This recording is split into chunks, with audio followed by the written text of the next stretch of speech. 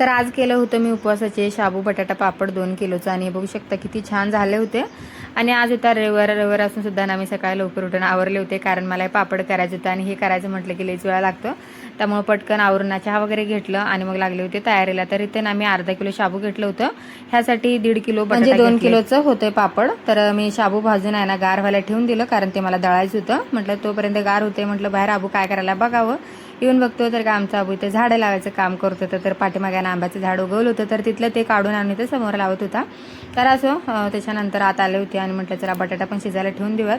तसं मी कुकरला लावणार होते, पण कुकरमध्ये एवढं सगळं बसणार नव्हते, कारण 1.5 किलो होते ना, त्यामुळे म्हटलं चुलीवरती बटाटा मोठं होते ना लवकर शिजावं म्हणून त्याला चिरून शिजायला ठेवून दिलं। म्हटलं तोपर्यंत काहीतरी खाऊयात। आणि पपईची कमाल बघा, ह्यामध्ये एक सुद्धा बी नव्हतं, मला आश्चर्य वाटलं। मग पपई खाऊन घेतलं, तोपर्यंत त्यांना बटाटा सुद्धा शिजलं होतं।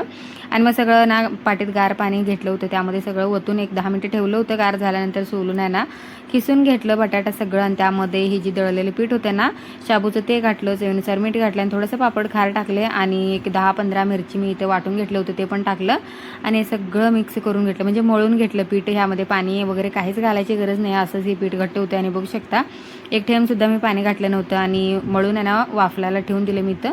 आता हे पापड उपवासाचे आहेत त्यामुळे मी जिरं वगैरे काय घातलं नव्हतं।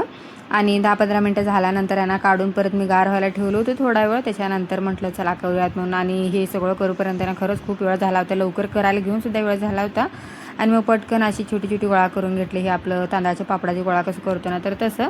आणि मला एक टेन्शन आलं होतं, म्हणजे तांदळाच्या पापडाचं एक ठीक आहे, म्हणजे ते होतात नीट, आणि आता हे होतंय का नाही मला माहीत नव्हतं। होऊपर्यंत म्हणजे करूपर्यंत मला टेन्शनच होतं। आणि एकदा का केले मी 1-2-3 फाटले वगैरे काय नाही, मग बरं वाटलं।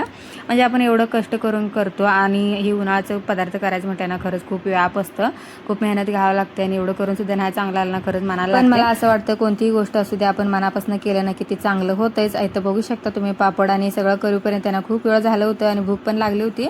तोपर्यंत माझ्या लेकीने आहे ना सगळं स्वतःहून हे सगळं स्वयंपाक करून ठेवली होती, मला ना खूप भारी वाटलं।